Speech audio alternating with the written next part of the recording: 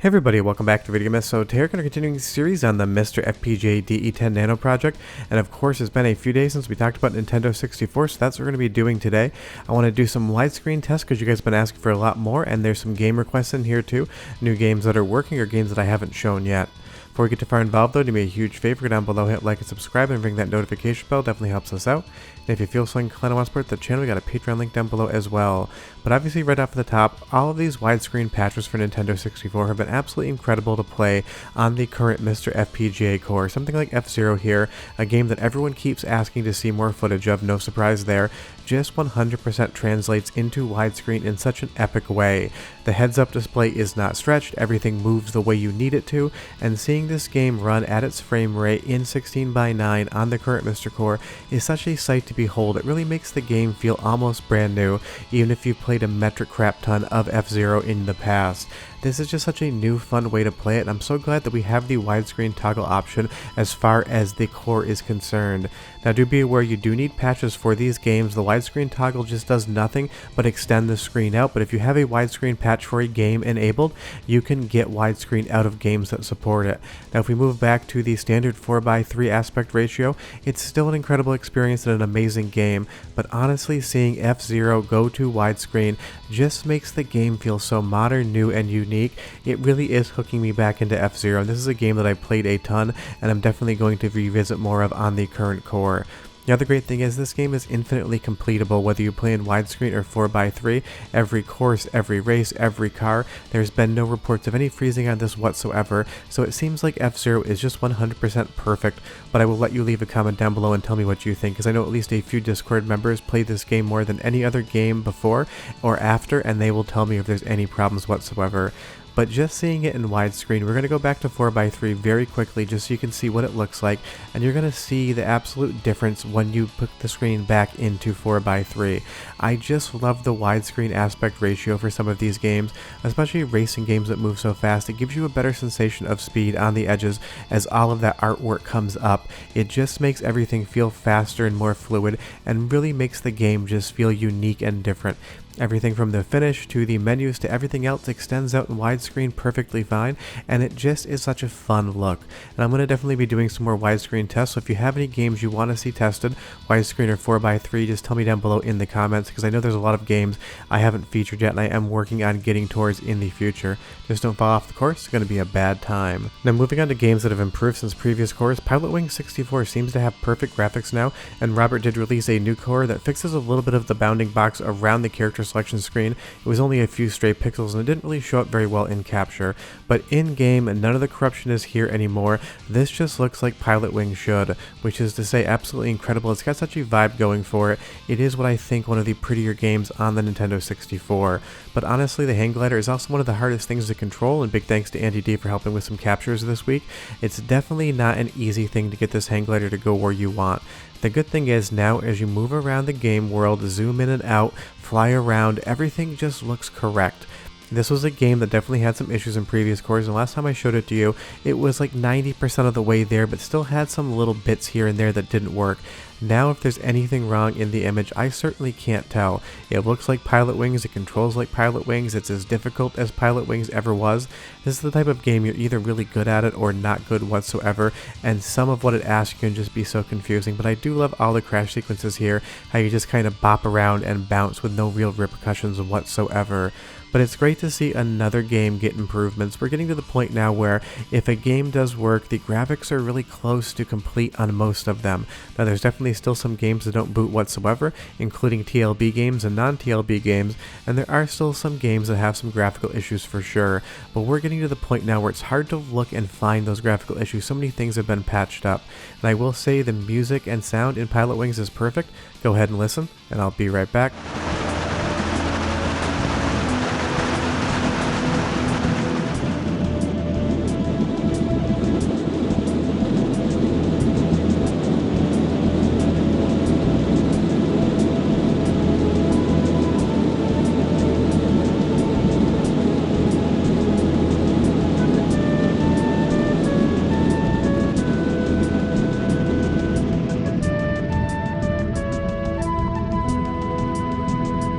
The rushing wind sound effect can sound a little bit harsh and clipped on the Nintendo 64 core, but I do have this game on original hardware and I recall it doing the same thing, so it seems like the audio is doing exactly as what it should.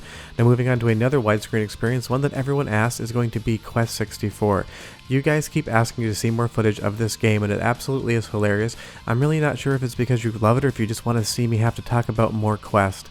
This is basically a meme game over on the MiSTer Discord, and while I do make fun of it, it's not the worst role-playing game ever. Honestly, extending it out into widescreen doesn't do anything for the combat, which is still one of the stranger things I've ever played, but it does make the game world pop a bit more, because what I love about Quest 64 is how many primary colors it uses. This game just feels like a box of Crayola crayons come to life, and I do want to say something good about Quest 64, so I will definitely give it to it in the art department. All of these colors, the reds, the greens, the browns, that blue in the sky, really do present a really interesting looking game world. Honestly, it's definitely a B-tier RPG, but seeing it in widescreen is just a ton of fun, and it does make the game look better in my opinion. I just love this aspect ratio. I started as a filmmaker in the 4:3 realm, so the minute cameras became available that was easy to get 16:9 out of, it's definitely something that I've been working with ever since and always loved. So seeing these games on the Nintendo 64 core running in widescreen definitely makes me happier than it probably should. But it does work in a game like Quest. A lot of games that have these big open worlds are going to benefit by widescreen. It gives you a bigger scope of imagery. It just makes the game world feel larger.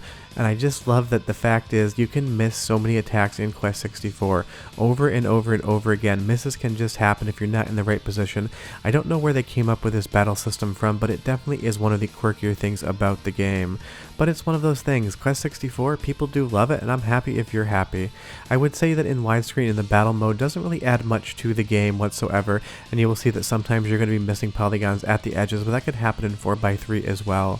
But the nice thing is the 16:9 implementation and patching works really well indoors as well. It gives you a bigger look at the room and actually gives the game a bigger sense of scale. That's what I'm noticing with a lot of these widescreen patches. It's just a more impressive, more vibrant experience all around. Now onto a game that's seen both improvements and people asked to see tested is NBA Hang Time. This is not NBA Jam, although you'd be very excused for thinking it as such. It is a fun basketball game. It is the type of game that 100% comes alive if you have friends over playing at a game night. Against the CPU, it is basically here to steal your lunch money. It's going to take you into a back alley, mug you, take the money out of your wallet, and leave you for dead back there. The CPU just is completely unfair. But if you have friends over and you start playing this game, it becomes one of the more fun multiplayer experiences on the Nintendo 64. It's just one of those things. Grab a few beers, grab some chips, play some NBA Hang Time. You're going to have a fun time. And this does have some sound samples in it as well that sound really good on the current core. So go ahead and listen for 30 seconds, and I'll be right back with more games. Richmond goes up, lays it up. He's got skills. Stockton goes up. Stockton. Twist. He does it. Abdul Raouf lays it up. Fancy footwork. Stockton goes up for two. All net and nothing else. And this game is tied at 4. Everything sounds as it should, and those voice samples are definitely crushed down as far as the bitrate is concerned. It's just one of those things with the storage space on the cartridge. You were never going to get clear audio out of the Nintendo 64 when it came to sound samples like that, but the game does sound like it should, and I love seeing John Stockton run around here with that gigantic head on him. If you didn't know this, on school playgrounds all across the country right now, when kids shoot 3-pointers, they yell Stockton, and they make that basket every single time. All jokes aside, I just like making John Stockton jokes. Now another game that works in widescreen, but strangely and probably could use a little bit of an improvement, is Cube of War. You'll see that I'm going to change the screen space orientation. I've scaled this to fit, and while it still has a widescreen aspect ratio, it likes to shift things over a little bit to the left. But anytime I get a chance to talk about Cube of War and try to convince you that you need to play the game, I am 100% going to do that. And seeing Cube of War in 16:9, even if the screen orientation isn't perfect, is still such a fun time. It just makes the game feel more lively, more vibrant, more unique, and really sells the overall game world because you just get get to see more of it. And interestingly, the developers did a lot of interesting things with the heads-up display. You're going to see that you have data outside of the actual game view portal here, and I actually do like that. It works better in widescreen, because on 4x3 the actual gameplay area could always seem a little bit small on Cube of War. And as we climb up onto this pillar here to get a better look at where we're going, the widescreen just gives you more of a look of the world and how it's actually made up. This game definitely works in close-up, so you're not going to be seeing those gigantic vistas that you did in something like Quest 64, but even seeing more of the screen definitely works, especially in combat, because the characters can move around the screen a lot. Sometimes you're just moving the camera to try to find out where they've gone. With widescreen enabled, it's just an easier thing to do whatsoever. But again, I'm going to say this, if you've never played Cube of War before, please do it for me. I recommend so many games on this channel and so many people play them and have a good time, but if Cube of War even looks remotely interesting, this is the type of game that you have to experience. It almost transcends the game world into a games as art sort of situation. And if you've never played Jungle Island, it is another fun game from the same developers, definitely not as refined as this, but they have a few games out there that are just so wild and so unique, you should check them out. But again, as you see here, we come up to this box in widescreen, you just get a bigger view of what's going on, and it really does work for the game. And if there's other widescreen games you want me to test, just tell me down below and I'll definitely check them out, because I've been having an absolute blast looking at widescreen Nintendo 64 footage. It's the same thing like the PlayStation 1 and PlayStation 2 emulation and the PlayStation 1 core from Robert or FPGA Zoom Spas, giving us widescreen with patches and the ability to see them is just an absolute fun time. And as you see here, these gigantic box cheetahs come up. It's such a fun character design, and this game has so much personality, so do me this favor, go play the game, and if you played it before, tell me down below what you think. I expect nothing but good results. Now moving back over to Super Mario 64, I showed some widescreen footage of this quickly in a previous video, but again, this is one of those games that just benefits so much from that widescreen aspect ratio, and you will see pretty much every game does widescreen a little bit different. There are a few pixels at the top and bottom of the presentation right now that are black. This is not proper 16:9, it's closer to 16:10, but it seems like maybe it's doing its own thing. But again, it's just so fun to see games like this running in widescreen. It just makes the world of Super Mario 64 feel larger and more unique, and it makes the gameplay feel fresher, because I've played Super Mario 64 so many times before the core, during the core, and I'm sure after the core. Seeing it in widescreen is just a blast. But I have a little touch of Mario music, I always love it, and it is definitely perfect in the core, but I'll be right back with a little more games.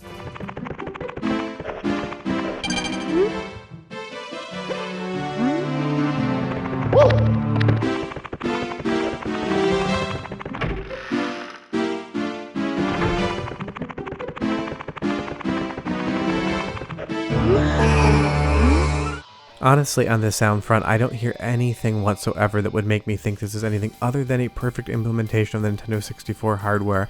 Now, there might be a stray pixel here or there in this game that is not accurate to real hardware, and there's still a few tiny little visual details that need to be added to the core as far as presentation are concerned. But I would guess that 99 out of 100 people, if they were given a Nintendo 64 controller, shown this game on a CRT in 4x3, and asked if they were playing Nintendo 64 or MiSTer, would be able to guess. And this is the game that I point to say that this core is doing such an incredible job. And a lot of you keep asking when I'm going to do some comparisons to real hardware or to software emulation. I usually wait for until we're done with the core to do those. I want the work to be 100% complete, so I know I'm comparing it against the best effort Robert has put up. But if you really want to see a comparison, let me know down below. Maybe I'll run some preview ones.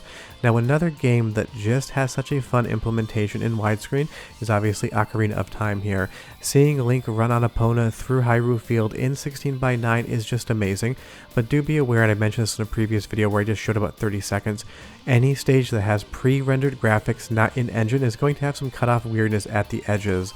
But once you get back into the engine with all 3D assets, everything is going to scale really nicely. You will see there's a little bit of letterboxing and pillar boxing going on here, but that's just because the developers at Nintendo wanted to get that pseudo 16:9 widescreen look in the game, and they can do that just by using letterboxes. Used to do it all the time back in the day on 4x3 content, back in the mini DV filmmaking days. But this is another game that just works really well in widescreen. You see more, and it's just a great experience. And if you haven't played this game in a while, you can 100% complete it on the current MiSTer core, and if you use the widescreen patch, you can complete it in a way maybe you've never seen it before. I'm really surprised when Nintendo does re-releases on their platforms. They don't offer options like this as well. It would be such a small effort on their part to give us a game in a new and unique way. But as we fly through this village with Navi right now, it just looks really good in 16:9. This is what I've been enjoying about this core.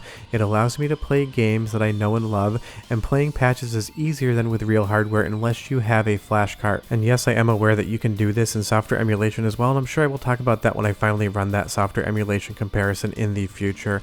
But widescreen Ocarina of Time, 10 out of 10. The game's a 10 out of 10. It only makes it better in my opinion, but you leave yours down below. But that's the current slate of tests for the MiSTer FPGA core. If you want to see more games tested, leave me that comment down below. I know there's a bunch of games I haven't checked out yet. I'm definitely working on doing some of those soon. But honestly, the Nintendo 64 core, there's so many perfect games to play. Definitely check out Super Mario 64 in widescreen. You can get all 120 stars. It really does feel like playing on real Nintendo 64 hardware. This core is shaping up to be amazing, and I'm guessing it's probably going to be another core from Robert that I say is better than real hardware. See you next time. Bye-bye.